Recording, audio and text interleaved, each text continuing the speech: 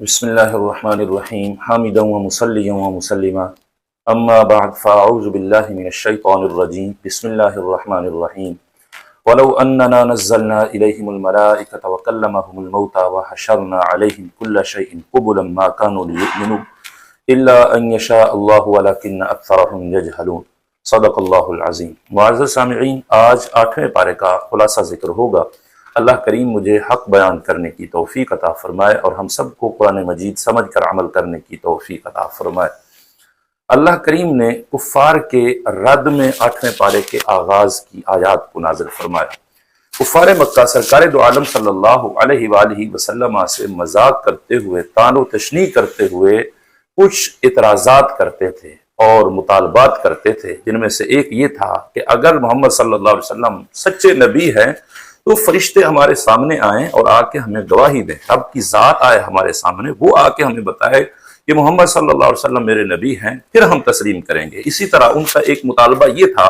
کہ ہم قبرستان چلتے ہیں، وہاں پر آپ کے کہنے سے وہ مردے زندہ ہوں اور وہ ہم سے کلام کریں اور بتائیں کہ قبر میں ان کے ساتھ کیا ہوا، اور پھر وہ یہ بھی گواہی دیں کہ آپ صلی اللہ علیہ وسلم سچے نبی ہیں اور آپ پہ جو دین اترا ہے، قرآن نازل ہوا، یہ بالکل اللہ کی کتاب ہے اور سچی کتاب ہے۔ تو اللہ کریم نے ان کا رد کرتے ہوئے فرمایا کہ اے میرے حبیب، اگر ہم ان کی طرف فرشتے اتار بھی دیں، آ کے سامنے کلام بھی ان سے کریں اور مردوں کو زندہ کریں، وہ بھی ان کو آ کے کہیں کہ محمد صلی اللہ علیہ وسلم سچے نبی ہیں، اور اس کے ساتھ مزید ہم مخلوقات کو ان کے سامنے جمع کریں جو آ کے گواہی دے، شجر و حجر، نباتات وغیرہ ساری چیزیں بھی آ کے گواہی دیں، ما کانوا لیؤمنوا، انہوں نے پھر بھی ایمان نہیں لانا، الا ان یشاء اللہ، کوئی شخص بھی ایمان اس وقت لاتا ہے جب میرا رب چاہے، یعنی اللہ کی مرضی کے بغیر کوئی شخص ایمان نہیں لا سکتا۔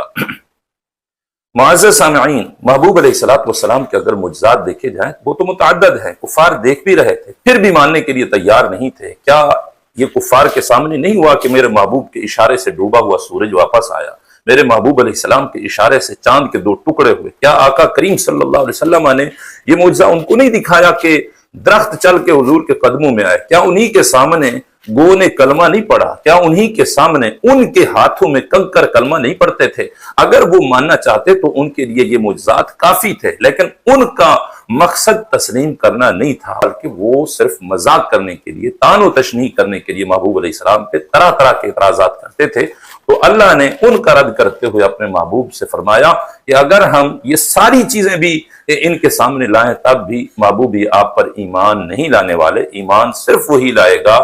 جس کے لیے میرا رب چاہے گا، اللہ چاہے گا۔ یاد رکھیں، تقدیر برحق ہے، اللہ نے جو کچھ لکھ دیا وہی ہو رہا ہے اور وہی ہوتا رہے گا، لیکن اس کا یہ مطلب نہیں کہ انسان جماد ہے یا پتھر ہے، اس کا کوئی اختیار نہیں، اس کی کوئی مرضی نہیں، ہرگز یہ مطلب نہیں، بلکہ اللہ نے انسان کو اختیار دیا ہے، اور پھر جو کچھ انسان نے کرنا تھا اللہ نے اپنے علم ازلی کے مطابق وہی لکھ دیا۔ ایسا نہیں کہ جو رب نے لکھا انسان نے وہ کرنا ہے، ہاں جو انسان کرتا ہے اس میں اللہ کی مرضی ضرور ہوتی ہے، لیکن جو کچھ انسان نے کرنا تھا اللہ نے اپنے علم ازلی سے جان لیا اور وہ لوح محفوظ میں لکھ دیا، تقدیر لکھی گئی اور اس کے مطابق ساری کائنات کا نظام چل رہا ہے۔ اس تقدیر کو ماننا ہر مسلمان پر انتہائی لازمی ہے، تقدیر کا منکر دائرہ اسلام سے خارج ہے۔ آگے اللہ کریم نے اپنے محبوب علیہ السلام کو تسلی دیتے ہوئے ارشاد فرمایا، وَكَذَلِكَ جَعَلْنَا لِكُلِّ نَبِيٍّ عَدُوًّا شَيَاطِينَ الْإِنسِ وَالْجِنِّ، اے محبوب اسی طرح ہم نے ہر نبی کا کوئی نہ کوئی دشمن بنایا، وہ انسانوں کے شیاطین ہوں یا جنوں کے شیاطین ہوں، یعنی جو بھی نبی سے دشمنی کرتا ہے وہ شیطان ہے اللہ کی نظر میں۔ اللہ تعالیٰ اسے شیاطین الانس والجن سے تعبیر فرما رہا ہے، فرمایا یہ ایک دوسرے سے ایسے من گھڑت باتیں کرتے رہتے ہیں، یہ اللہ کی مرضی سے ہے۔ رب تعالیٰ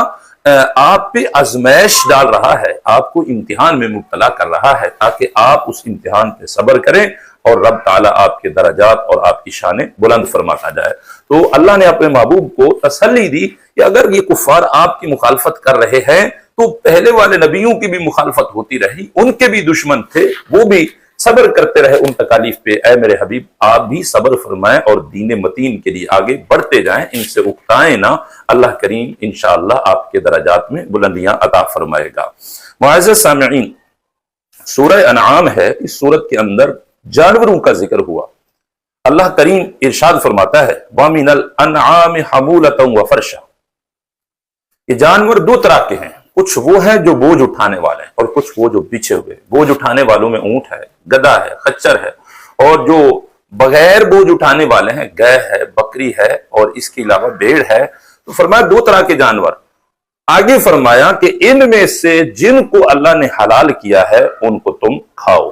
اب ان کی تفصیل اللہ تعالیٰ نے بیان فرمائی، ثمانیۃ ازواج، 8 قسم کے جوڑے ہیں، 8 جوڑے۔ اب جانور اور بھی حلال ہیں، صرف یہی 8 کی حلت نہیں ہے، لیکن چونکہ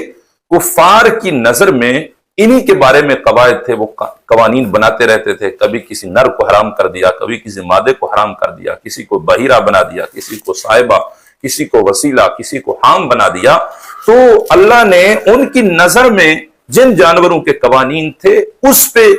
گفتگو فرمائی، کلام فرمایا، ان کا رد کرنے کے لیے فرمایا ثمانیۃ ازواج، 8 جوڑے ہیں، من الضأن اثنین، بھیڑ سے ایک جوڑا ہے، ومن الماعز اثنین، اور بکری سے ایک جوڑا ہے، یعنی نر مادہ، قل آذکرین۔ پھر آگے اللہ نے سوالیہ انداز میں پوچھا کیا اللہ نے ان 2 نروں کو حرام کیا یا ان کے مادوں کو حرام کیا، یعنی کیا بکروں کو حرام کیا ہے یا بکری جو ہے اس کو حرام کیا ہے، یا بھیڑ کو حرام کیا ہے یا بھیڑ کا جو نر ہے اس کو اللہ تعالیٰ نے حرام کیا ہے۔ فرمایا بتاؤ نبئونی بعلم ان کنتم صادقین، مجھے علم کے ذریعے خبر دو اگر تم سچے ہو۔ اسی طرح اللہ نے آگے اونٹوں کا جوڑا یعنی اونٹ اور اونٹنی اور گائے کا جوڑا ذکر کیا، گائے اور بیل، اور پھر پوچھا کیا ان کے نروں کو اللہ نے حرام کیا یا ان کے مادوں کو، کوئی دلیل دو، کسی کتاب کے اندر ہم نے کہا ہو، تورات میں، انجیل میں، زبور میں یا کسی اور صحیفے میں، یہ خود تم اپنی باتیں گھڑتے ہو اور پھر آگے پھیلا دیتے ہو اور ان کو حرام کر دیتے ہو۔ تو اللہ تعالیٰ نے حرمت پہ دلیل مانگی۔ اس سے یہ بھی پتا چلا کہ کسی چیز کی حرمت پہ دلیل لائی جاتی ہے، کسی چیز کی حلت پہ دلیل نہیں لائی جاتی، پوچھی نہیں جاتی۔ اگر کوئی شخص کسی چیز کو حرام ٹھہرا رہا ہے اس سے پوچھا جائے گا کہ بھائی تو کس بنا پر حرام ٹھہرا رہا ہے، تو وہ کافر چونکہ حرام ٹھہرا رہے تھے، اس لیے اللہ تعالیٰ نے ان سے فرمایا نبئونی بعلم، علم کے ذریعے مجھے خبر دو، بتاؤ، کوئی دلیل لاؤ اگر تم سچے ہو۔ تو اللہ نے ان کا رد کرتے ہوئے فرمایا کہ ان جانوروں کو رب نے کوئی حرام نہیں فرمایا، یہ حلال ہے، ان میں سے جس کو جب چاہو شرعی طریقے سے ذبح کرو اور پھر تم کھا سکتے ہو۔ اسی صورت میں اللہ کریم نے نیک عمل پہ کتنا اجر ملے گا اور برائی پہ کتنا سزا ہوگی اس کا ایک ضابطہ ذکر فرمایا۔ فرمایا من جاء بالحسنۃ فلہ عشر امثالھا، جو شخص ایک نیکی لاتا ہے اللہ اس کو 10 گنا زیادہ عطا فرماتا ہے۔ ومن جاء بالسیئۃ فلا یجزی الا مثلھا، جو برائی لاتا ہے اس کو اتنا ہی سزا دی جاتی ہے، یعنی برائی، ایک برائی کرنے پر ایک ہی برائی لکھی جاتی ہے، 10 برائیاں نہیں لکھی جاتی۔ تو حضرت عبد الرؤف مناوی رحمۃ اللہ تعالی علیہ، اس کے علاوہ بہت سارے مفسرین ہیں، اور حضرت مجاہد رضی اللہ تعالی عنہ، یہ لوگ کہتے ہیں کہ اس آیت میں جو فرمایا ایک نیکی پہ 10 نیکیاں ملیں گی، یہ اقل مقدار ہے، یعنی کم از کم مقدار ہے اور زیادہ کی کوئی حد نہیں۔ قرآن مجید میں مثل الذین ينفقون اموالهم فی سبیل اللہ کمثل حبۃ انبتت 7 سنابل، یہ ایک نیکی پر 700 گنا زیادہ ملنے پر اللہ نے بشارت عطا فرمائی ہے۔ اور آگے فرمایا واللہ یضاعف لمن یشاء، رب تعالیٰ جس کے لیے چاہتا ہے 700 سے بھی زیادہ فرما دیتا ہے۔ تو کوئی ایک نیکی کرتا ہے تو کم از کم اس کو 10 نیکیاں ضرور ملتی ہیں اللہ کے فضل سے، اللہ کے کرم سے۔ اگر کسی کا اخلاص زیادہ ہے تو رب تعالیٰ 700 گنا کر دیتا ہے، بلکہ اس سے بھی زیادہ کر دیتا ہے۔ ایک حدیث کے مطابق جو شخص مکہ سے پیدل چل کے حج کرتا ہے، اللہ کریم ہر قدم پہ اس کو 7 کروڑ نیکیاں عطا فرما دیتا ہے۔ تو اخلاص جیسا ہوگا اسی کے مطابق اللہ تعالیٰ اجر عطا فرمائے گا۔ اور دوسرے نمبر پہ فرمایا ومن جاء بالسیئۃ فلا یجزی الا مثلھا، اگر کوئی شخص برائی کرتا ہے تو اس کو اسی کے مطابق ہی سزا دی جائے گی، یعنی ایک برائی پر ایک برائی لکھی جائے گی۔ وہم لا یظلمون، لوگوں پہ ظلم نہیں کیا جائے گا۔ ظلم کیا ہے کہ کسی کی نیکی اس کی نیکی سے کم دینا، یا اگر کسی نے جرم کیا ہے تو اس کو سزا اس سے زیادہ دی جائے، یہ ظلم ہے۔ اللہ تعالیٰ ذرہ برابر بھی ظلم نہیں کرتا۔ آگے اللہ تعالیٰ نے اپنے محبوب کو حکم فرمایا قل اننی ہدانی ربی الی صراط مستقیم، میرے حبیب آپ فرمائیے مجھے میرے رب نے صراط مستقیم کی ہدایت دی، دینا قیما ملت ابراہیم حنیفہ، یہ بڑا مستحکم اور مضبوط دین ہے جو حضرت ابراہیم علیہ السلام کا دین ہے، وہ ابراہیم علیہ السلام جو سب باطلوں سے الگ تھے، وما کان من المشرکین، وہ مشرک نہ تھے۔ قل ان صلاتی، اور آگے اللہ تعالیٰ نے ایک مومن زندگی کی عکاسی کی ہے کہ مومن کو کیسا ہونا چاہیے، فرمایا میرے حبیب آپ فرمائیں ان صلاتی و نسکی، میری نماز، میری قربانی، اور ومحیایا، میرا دنیا میں رہنا، ومماتی، اور میرا اس دنیا سے چلے جانا، وفات پا جانا، للہ، اللہ کے لیے ہے جو عالمین کا رب ہے۔ تو اس سے یہ واضح کیا گیا کہ انسان کی زندگی کا مقصد بھی رب کی رضا کا حصول ہو، اور انسان اس دنیا سے جائے تو وہ بھی اللہ کی مرضی کے مطابق جائے، ایمان کی حالت میں جائے، اگر ہو سکے تو اس کی موت بھی اللہ کی رضا کی خاطر ہو، یعنی شہادت کی موت ہونی چاہیے۔ تو یہ انسان کی زندگی اور موت کا اللہ تعالیٰ نے مقصد بتا دیا کہ انسان اس طریقے سے ہونا چاہیے۔ اور پھر اگر کوئی شخص نماز پڑھ رہا ہے، روزہ رکھ رہا ہے، زکوٰۃ دے رہا ہے، قربانی کر رہا ہے، تو اس میں اللہ تعالیٰ نے شرک جلی تو ویسے ہی ایمان سے خارج کر دیتا ہے، رب تعالیٰ نے شرک خفی سے بھی روک دیا، یعنی دکھلاوا بھی مقصود نہیں ہونا چاہیے، ریاکاری نہیں ہونی چاہیے، صرف اللہ کی رضا کے لیے، للہیت اس میں مقصود ہو، رب کی رضا اس میں مقصود ہو، تو تب تمہاری زندگی حقیقی زندگی بنے گی۔ معزز سامعین، اسی پارے کے اندر سورہ اعراف ہے، اعراف کہتے ہیں بلند جگہ کو، اونچی جگہ کو، جنت اور جہنم کے درمیان جو جگہ ہے اس کو اعراف کہتے ہیں۔ چونکہ اس سورت کے اندر اعراف کا ذکر ہوا، اس بنا پر اس سورت کو سورہ اعراف کہا جاتا ہے۔ اب اس اعراف پہ کون ہوگا، اس میں مختلف اقوال ہے۔ بعض مفسرین نے لکھا ہے کہ جس شخص کے ماں باپ میں سے ایک ناراض ہو اور دوسرا راضی ہو تو اس شخص کو نہ جنت میں ڈالا جائے گا نہ جہنم میں ڈالا جائے گا، بلکہ اس کو اعراف پہ رکھا جائے گا۔ بعض نے کہا کہ وہ شخص جس نے شہادت پائی لیکن اس کے ماں باپ ناراض تھے، اب شہادت کا تقاضا ہے کہ وہ شخص جنت میں جائے، لیکن ماں باپ کی ناراضگی یہ چاہتی ہے کہ وہ شخص جہنمی ہو، تو شہادت اس کے جلد کام نہیں آئے گی، اس کو اعراف پہ رکھ دیا جائے گا ماں باپ کی ناراضگی کی وجہ سے۔ بعض حضرات کہتے ہیں کہ جس کی نیکیاں اور برائیاں برابر ہوں گی اس شخص کو اعراف پہ رکھا جائے گا، اور بعض کہتے ہیں کہ کفار کے جو چھوٹے بچے ہیں ان کو اعراف پہ رکھا جائے گا، جو کہ جنہوں نے کلمہ نہیں پڑھا تھا۔ اب ماں باپ تو کافر ہیں،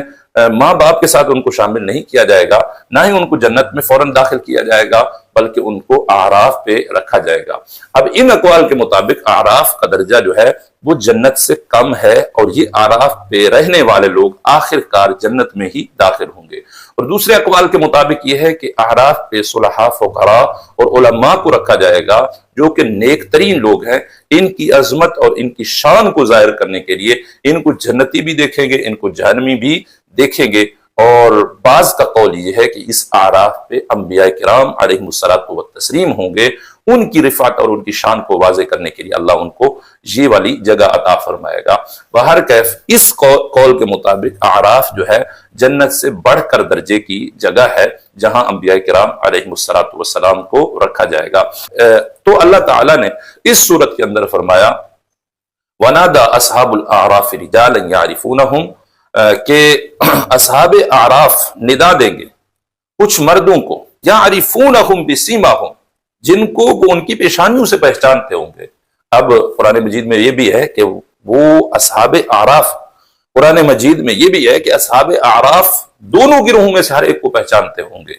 یعنی جنتیوں کو بھی پہچانتے ہوں گے، جہنمیوں کو بھی پہچانتے ہوں گے۔ جنتیوں کو کس طریقے سے؟ ان کے چہرے جو ہیں وہ چمکدار ہوں گے، سفید روشن ہوں گے، وجوہ یومئذ ناظرہ الی ربہا ناظرہ، کہ ان کے چہرے جو ہے جنتیوں کے وہ تر و تازہ ہوں گے، اپنے رب کا صبح شام دیدار کرنے والے ہوں گے۔ ووجوہ یومئذ باسرہ، اور اس دن کچھ چہرے جو ہے مرجھائے ہوئے ہوں گے۔ تو جہنمیوں کے جو چہرے ہیں وہ سیاہ ہوں گے، بالکل ٹوٹے ہوئے،